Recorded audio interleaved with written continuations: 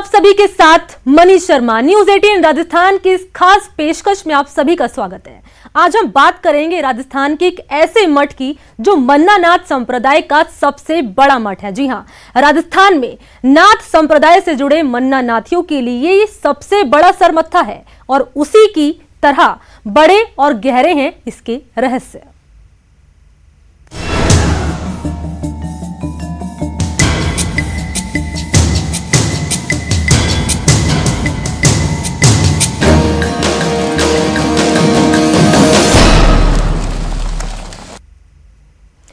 एक ऐसा मठ जहां भक्ति की अलौकिक आभा है। मरुधरा के हृदय में आज भी ये मठ अपनी कहानियों के साथ साथ सत्य, अहिंसा, सांप्रदायिक सौहार्द और भक्ति का संदेशवाहक है। देखिए,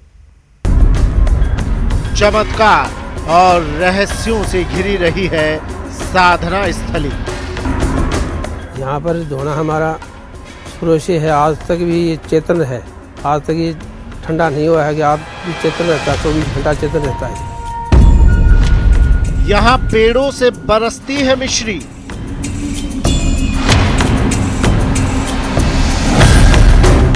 या भंडारे में जो भी कोई काम होता था उसमें वो मिश्री काम में ली जाती थी। महाराज जी अपनी शक्ति से वो मिश्री बरसाया करते थे। रात में जैसे ही कोई नीचे बिछा देता, उसके बाद में रात को बरसती थी वो मिश्री।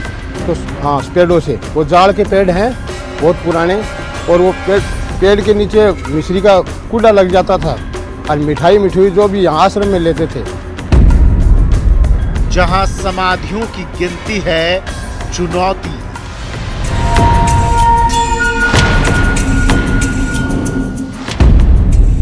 जहाँ मौजूद है रहस्यमयी गुफा और तख्ता। ये गुफा है हमारी, यहाँ पुरानी गुफा है कि इस गुफा का कोई पता नहीं कहाँ है कि, लेकिन इस गुफा के अंदर नमक आया करता, और नमक आया करता कहता भाई नमक तो डिडवाने से आ रहा है।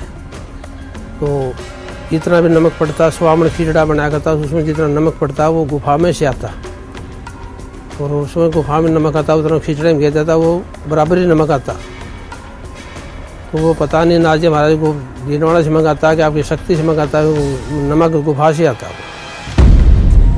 वो है योगी मन्ना नाथ मठ। दोस्तों, आज मैं आपको एक ऐसी कहानी बताने जा रहा हूं जो एक संत के मठ से जुड़ी है।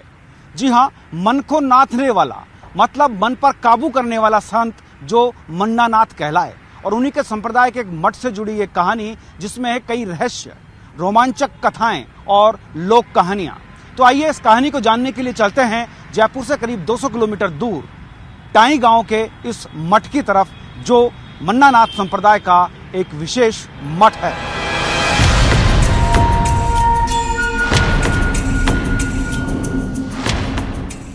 कई बार लगता है कि हम लोग चमत्कारों के देश में रह रहे हैं। कदम कदम पर इतने चमत्कार बिखरे पड़े हैं कि चमत्कार भी चकित रह जाता है। पर बात किसी मूर्ति के दूध पिए जाने की नहीं, बल्कि उन चमत्कारों की हो रही है जो होते हैं और होते ही रहते हैं। दरअसल हमारा देश ऋषियों मुनियों का देश रहा है। उनकी साधना ने इस धरती को पुण्य धाम में बदल दिया है। जहां पुण्यों का संचय होता है वहीं चमत्कार होते हैं। इसलिए हमारे आसपास लगातार चमत्कार होते रहते हैं। हम चमत्कारों के इतने आदी हो गए हैं कि वे हमारे आसपास मंडराते रहते हैं और हमें उनके अस्तित्व का एहसास भी नहीं होता। बात आज ऐसे ही एक अद्भुत चमत्कार की। यहाँ के किस्से कहानियों में है एक ऐसा अतीत जिसे जान और सुनकर हम भी चौंक गए। हमारी टीम ने तय किया कि अगर ऐसा है तो फिर देर किस बात की। सूरज की पहली किरण के साथ टीम निकल पड़ी एक ऐसे मठ के बारे में जानने के लिए जिसकी अविश्वसनीय कहानियां तर्क और विज्ञान को चुनौती देती हैं। मठ के किस्से कहानियां आज भी जीवंत हैं।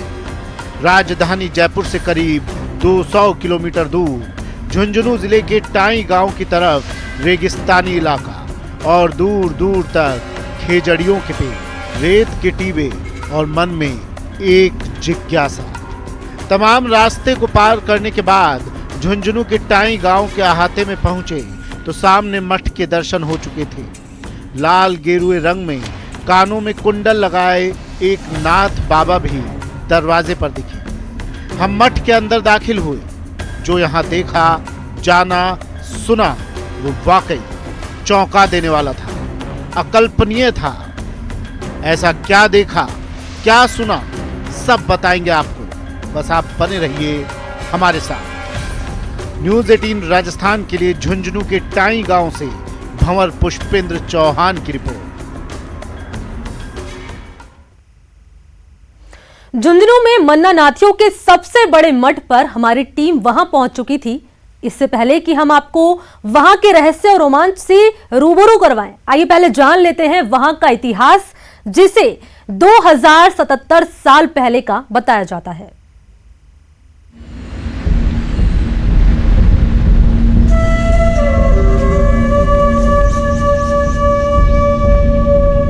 मठ ये जो पूर्णमल का छोटा भाई है, ये सन 1900 ये जो विक्रम संवत से पहले का है।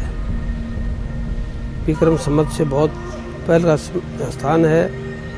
और ये पूर्णमल का छोटा भाई यहाँ राजा रिसालू सियालकोट का राजा है। और वहाँ से गोरखनाथ जी जमात के साथ ही हो लिया। वो होने से यहाँ आया तो यहाँ पर रुकने से गोरखनाथ जी जमात रुके तो यहाँ पर सूखा पेड़ पर एक लकड़ी ये झोड़ी टांगी तो सूखा पेड़ ये हरा हो गया। हरा होने से गोरखनाथ जी बोला भाई तुम ये राजा रसालू को बोला यहाँ राम राम करो, तुम्हारा यही जो सफल हो जाएगा। हम बुजुर्गों से पीढ़ी दर पीढ़ी सुनते आए हैं कि सियालकोट के राजा रसालू थे, वो गोरखनाथ जी महाराज के शिष्य बन गए। उसके बाद उन्होंने सब राजपाट त्याग करके गोरखनाथ जी को कहा मैं आपका शिष्य बनना चाहता हूँ, आप मेरे को शिष्य बनाओ। तब उन्होंने कहा इतना बड़ा राजपाट छोड़ करके ये आप साधु वेश धारण करोगे, ये संभव नहीं है। बोले नहीं महाराज मैं भक्ति में ही रहूँगा, आपका शिष्य बनाओ। सही सुना आपने, यही वो जगह है जहां खुद गोरखनाथ भी आए।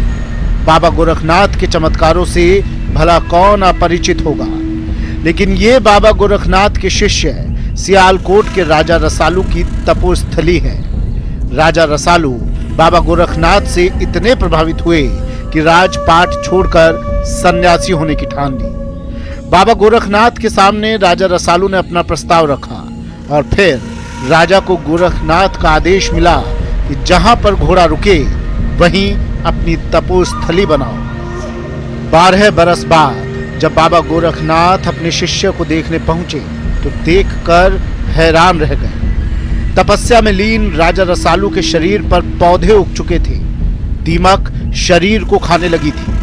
मतलब साफ था कि भक्ति में लीन राजा रसालू अपने मन को नाथ चुके थे, मतलब मन पर काबू पा चुके थे। तो गोरखनाथ ने उन्हें मन्ना नाथ नाम दे दिया और यहीं से शुरू हुई नाथ संप्रदाय की एक और शाखा, जिसे मन्ना नाथी संप्रदाय कहा गया। और संघ पाठी को बेटो हो भी को ना हो राजा रिसालू, वो आपको नाम बदल के मन्ना नाथी पंथ चलायो, मन पर कंट्रोल रखनो। वो लगभग बात है 2077 साल की। और बैठा की साधु बनया, साधु बना की आपको आश्रम स्थापित करो। और वो एक धर्म भी चलायो जिका वो नाम मन्ना नाथी पंथ रखियो। जगह राजस्थान में जगह संत है करीब करीब बस सब मन्ना नाथी पंथ का है। ओ टाई को इतिहास है। इतना ही नहीं बल्कि इस गांव का नाम टाई होने के पीछे भी कई कहानियां जुड़ी हैं और उनमें से एक कहानी जुड़ी है इस मठ से। कहा जाता है कि जब राजा रसालू ने अपना थैला यहाँ एक सूखे वृक्ष की टहनी से टांगा तो टहनी हरी भरी हो गई और उन्हीं के आशीर्वाद से इस गांव का नाम टाई हो गया। राजस्थानी में टहनी को भी देहाती इलाकों में टाई कहा जाता है। टाई का नाम तो ऐसे है कि पुरानी टाइम में कोई पहले सियालकोट से एक राजा चल के आया था, उसका नाम था राजा रिसालू, वो पूरनमल का मौसी का बेटा था, और वो यहाँ आके नदी बहती थी जंगल में, नदी के किनारे वो अपना डेरा डाला था। तो वहाँ अपनी जोड़ी है, वो जो जोड़ी चिमटा था ना, वो धूने पर लगा के, और जोड़ी को कोई सूखी जाड़ की खड़ी थी उसमें अपनी जोड़ी टांग दी, और जो वो विश्राम करके और जो उठा, उठने के बाद में देखो तो वो सूखी जाड़ थी, उसमें नई नई टहनियाँ फूट गई। तो वो जोड़ी टांगने पर उसका इस गांव का नाम बिटैनी पर निकाला गया, टाई। ये तो बात हुई मठ और गांव टाई की, लेकिन आपको ये जानकर भी हैरत होगी कि यहाँ एक ऐसा धूणा मौजूद है जो उतने ही 1000 सालों से चैतन्य है जितना पुराना ये मठ है। और सबसे मुश्किल तो ये है कि यहाँ मौजूद समाधियों को कोई एक बार में गिन नहीं सकता। यकीन ना आए तो बने रहिए हमारे साथ। कैमरामैन भवानी सिंह के साथ भंवर पुष्पेंद्र चौहान, न्यूज़ 18 टाइम। चौक तो हमारी टीम भी गई थी कि क्या ऐसा हो सकता है कि कोई धूणा 2077 सालों से सुलग रही है, मतलब चैतन्य हो। क्या ऐसी समाधियां भी हो सकती हैं जो गिनी ही ना जा सके? जानने के लिए टीम ने अपनी खोजबीन शुरू की। मठ की तमाम कहानियों में से एक कहानी है यहाँ स्थित धूणे की। जी हाँ, कहा जाता है कि जितना ये मठ पुराना है उतना ही पुराना है ये धूणा।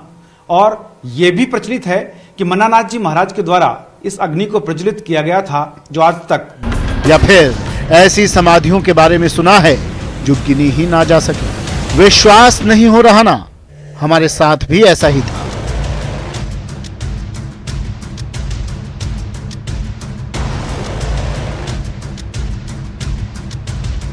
इसलिए हमारी टीम बिना किसी को कुछ बताए सीधे मठ में पहुंची थी, ताकि पूर्व तैयारी, पूर्व नियोजित जैसा कुछ भी ना लगे।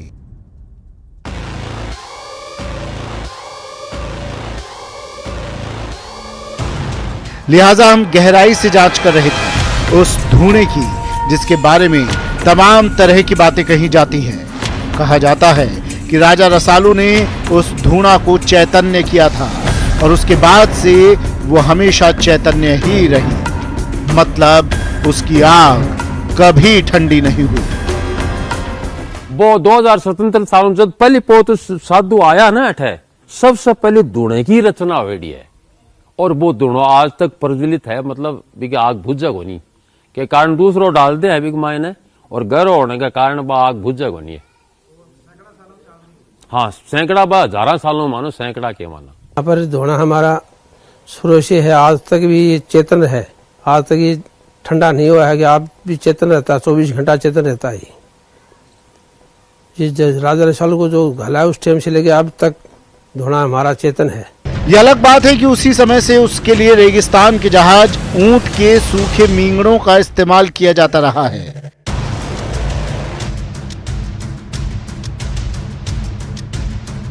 जिसके लिए विशेष विधि का प्रयोग किया जाता है, लेकिन फिर भी इतने हजारों सालों तक धूणा का चैतन्य रहना भी अविश्वसनीय बात है।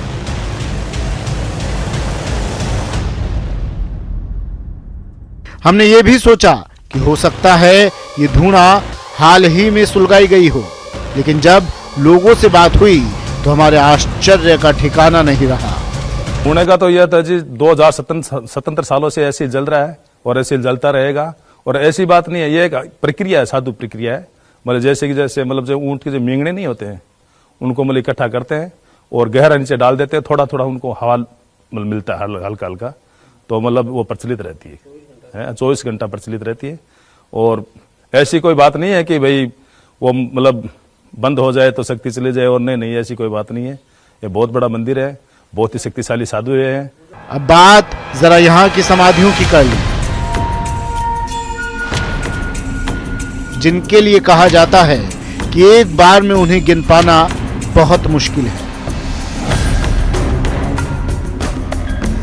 आप जितनी बार उन्हें बिना चिन्हित किए गिनेंगे, वास्तविक संख्या नहीं बता सकेंगे, और जितने लोग गिनेंगे वो हर बार अलग संख्या बताएंगे।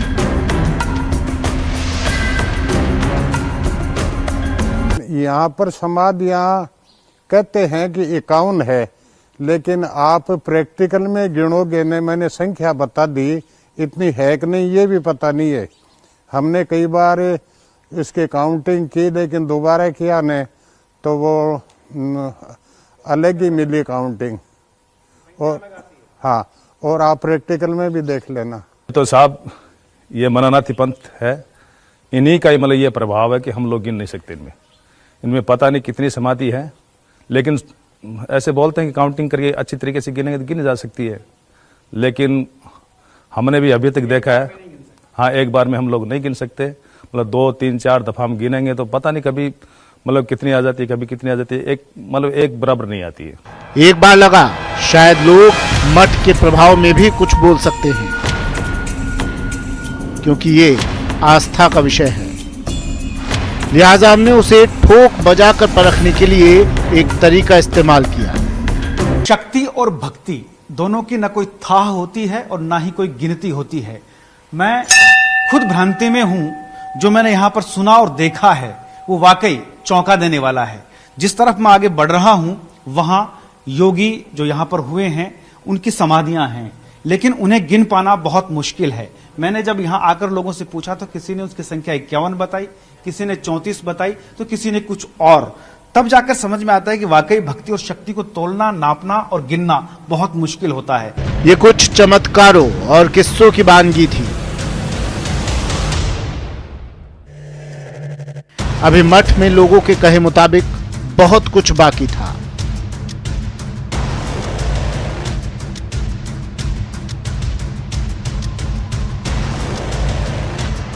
कैमरामैन भवानी सिंह के साथ भंवर पुष्पेंद्र चौहान, न्यूज़ 18 टाइम।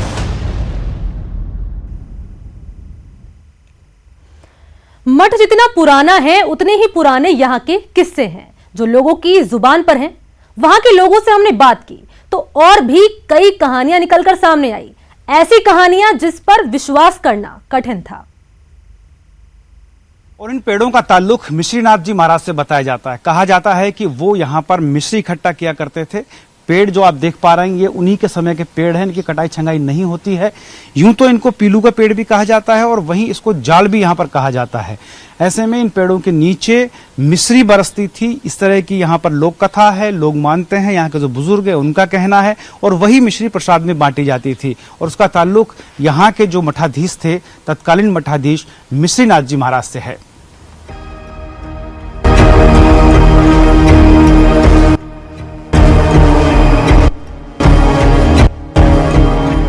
लोगों की माने तो यहाँ बाबा मिश्रीनाथ के जमाने में पेड़ से मिश्री बरसती थी, जो यहाँ बनाए जाने वाले 1.25 मन खींचड़े में काम आती थी। ये खींचड़ा रोज लोगों के लिए बनाया जाता था। जरा लोगों से सुनिए इन जाल के पेड़ों से मिश्री बरसने की अद्भुत कहानी, जिस पर यकीन करना बहुत मुश्किल है। मिश्रीनाथ जी नाम का हमारा एक साधु है, उसी के नाम से मिश्री वर्षा करती। मठ परिसर में ही एक गुफा है जो डीडवाना निकलती थी और वहां से खींचड़े में डालने के लिए नमक मठ तक पहुंचाया जाता था और यहां से वहां मिश्री भेजी जाती थी। कालांतर में लोगों की मौत के कारण उसे बंद कर दिया गया। हाँ, ये यहाँ पर एक गुफा है, कहते हैं यहाँ से डीडवाना तक है, और इसका जीर्णोद्धार करने के लिए कई कारीगर वगैरह अंदर जाने का भी उन्होंने प्रयास किया, तो कहते हैं कि 4-5 कैजुअलिटी ऐसी हो गई कि उसके अंदर घुसा वो कहाँ जाके खत्म हुआ इसका कोई सबूत नहीं है। उसके बाद में गुफा का अंदर के से बंद करवा दिया गया द्वार। जनश्रुतियों की पड़ताल के लिए हम उस गुफा में उतर गए। मठ में मौजूद गुफा की कहानी को जानने के लिए हमें इस तरफ जाना होगा। ये रास्ता है गुफा में जाने का। कहा जाता है कि गुफा डीडवाना तक जाती थी, जहां से सांभर का नमक खींचड़े के लिए आता था। ऐसा कहा जाता है कि इस गुफा में जो भी आज तक अंदर गया वो वापस नहीं लौटा है, क्योंकि इसी वजह से इसको अंदर बंद कर दिया गया है। और ये अंदर की तरफ बहुत गहराई तक ये गुफा जाती है, जहां तक मैं देख पा रहा हूँ, और अंदर इसको बंद करके ये पार्टीशन यहाँ पर लगा दिया गया है। पहले ये बड़ा हुआ करता था और इससे अंदर जाया जा सकता था। अब इसमें अंदर जाने का रास्ता नहीं है, लेकिन कैमरा हमारा अंदर जा सकता है और मैं दिखा भी सकता हूँ इस तरफ।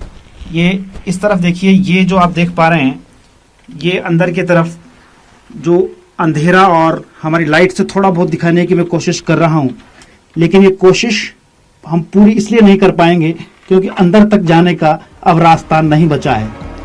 परिसर में मौजूद साक्ष्य जनश्रुतियों की पुष्टि कर रहे थे, लेकिन हद तो तब हुई जब हमें एक चमत्कारी तख्ते के बारे में अविश्वसनीय जानकारी मिली। जी हाँ, हम ये जानकर चौंक गए कि वहां एक लकड़ी का तख्ता है जो उड़न खटोले के रूप में काम आता था, और आज भी वो एक बंद कमरे में विशेष सुरक्षा के बीच रखा हुआ है। फिर क्या था, हमारी टीम ने फैसला किया उस तख्ते तक जाने का, लेकिन अब देखिए जरा वो तख्ता और हमारी पड़ताल। ये देखिए, यहाँ हम जब अंदर की तरफ आगे बढ़ते हैं तो ये एक और दरवाजा यहाँ पर आ जाता है, और इस दरवाजे को खोलने के बाद जब आप अंदर प्रवेश करेंगे तब जाकर कहीं उस दुर्लभ तख्त के दर्शन हो सकते हैं जो यहाँ पर मौजूद है। कहा जाता है कि उसके ऊपर मृगछाल भी है, और एक जगह से दूसरी जगह जाने के लिए वो मठाधीश, जो तत्कालीन मठाधीश थे, वो इसका प्रयोग करते थे। मृगछाल आज भी उसके ऊपर बिछी हुई है, ये देखिए, जिसके ऊपर वो बैठ करके और तपस्या किया करते थे, और उड़न खटोले के रूप में उसको इस्तेमाल किया जाता था। ये वो तख्त है, कहा जाता है कि इसके जो चारों पागे हैं, राजस्थानी भाषा में पागे कहा जाता है, ये जो पोर्शन होता है उसको, जिस पर स्टैंड भी खड़ा रहता है, ये उसी वक्त का है। बादशाह कौन था इसकी जानकारी नहीं है, लेकिन उस बादशाह से गुस्सा खा करके योगीनाथ जी उसको यहाँ लेकर आए, और उसकी ये बनावट आज भी यहाँ पर आप देख सकते हैं। ये उस समय का करीब 250 साल पुराना इसको बताया जाता है। लिए पीने के लिए, रहने के लिए, मतलब नंगा आएगा तो जूती पहन के जाओ, लेकिन अच्छे के लिए है, बुरा है तो यहां उसके लिए कुछ नहीं है। तो ये देखो, 63 साल की उम्र में मैंने ऐसा देखा है कि ये बढ़ता जा रहा है, बढ़ता जा रहा है।